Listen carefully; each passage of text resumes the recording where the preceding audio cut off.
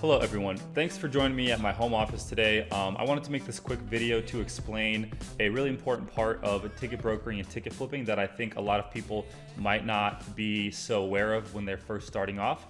And even if you have been a broker for a while, I think some of these points you might find useful. And what we're going to be talking about today is managing your cash flow. So managing your cash flow is going to be really important to keeping the business afloat. If you have a cash flow problem, a lot of businesses go downhill that way. They fail because they have a cash flow problem. They can't afford to pay their expenses. They can't afford to pay their credit card in time. So managing your cash flow is going to be really important when it comes to ticket reselling and ticket brokering. So I'm going to cover three main points that I think are really related to ticket resale and ticket flipping, and kind of help you get a better understanding of what to keep in mind when first getting started, and some of the main points that we have learned along the way as ticket resellers. So the number one point when it comes to cash flow is time truly is money. This is an important mindset to have in place. You might have heard this before, time is money. But in the ticketing industry especially, the ticket is a vehicle for your cash, and it is a temporary vehicle. So a main example to keep in mind when it comes to ticket resale is people like to chase a few percentage, but if it costs you time, a few percentage in profit, but if it costs you more time than what it's worth, it's no longer worth it. So for example, if you're holding some inventory or some tickets and it's going to take you 2 months to sell for a 30% profit margin, is that really worth it? Or you could sell, multiple tickets. So let's say in 1 month you could sell something for 25%, and then the next month you could sell another ticket for 25%. So here, you did get an extra 5%, but it took you 2 months as opposed to selling for 25%, where you ultimately end up making, 20% more profit, 50% profit on your cash in that same time period. So it's not always worth it to go into overtime and waiting extra for a few margin points extra, as opposed to rolling over into the next ticket, because the more you can figuratively flip your inventory, the better it's going to be. So keep that in mind. Time is money. You don't want to be waiting too much for just a little bit of money. So keep that in mind when it comes to managing your cash flow. The second point is getting paid. So pre-COVID, all the marketplaces paid people, as soon as you deliver your tickets, you make that sale, you're going to get paid by the marketplaces, whether it's StubHub, Vivid Seats, SeatGeek, whatever marketplace it might be, they're going to pay you ahead of time. Now, after COVID, with so many events being canceled, rescheduled, marketplaces are more shy or more scared to pay brokers when you resell your inventory, because they don't know if that event is going to happen. They don't want to have to, try to get money back from people and refund and manage all that. So they are paying after the event, and that can be a huge hindrance because, again, time is money. If your event is locked up into a ticket or specific event, your money's locked up, you are not able to go and flip that and rotate it into the next event. So having your money locked up is a no-go, and it's pretty much a recipe for disaster. You're never going to be able to scale with that problem.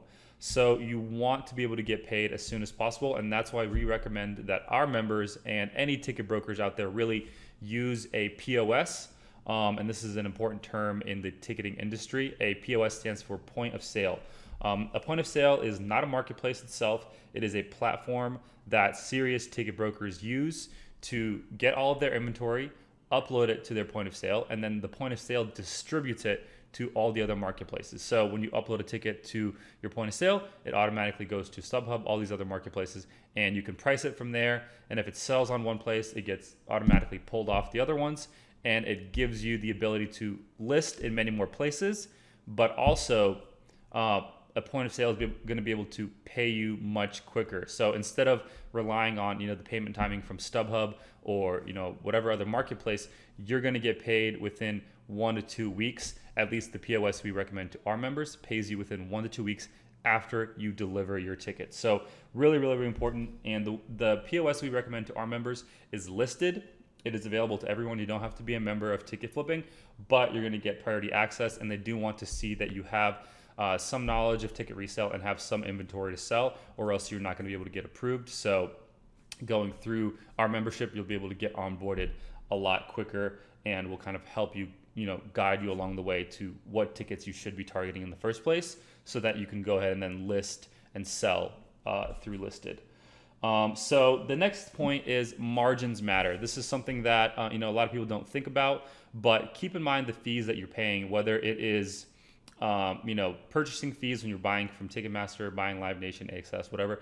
Keep in mind your purchasing fees. Keep in mind your sales fees. It's going to be whatever, 10%, and then another 15% if you're selling directly to a marketplace.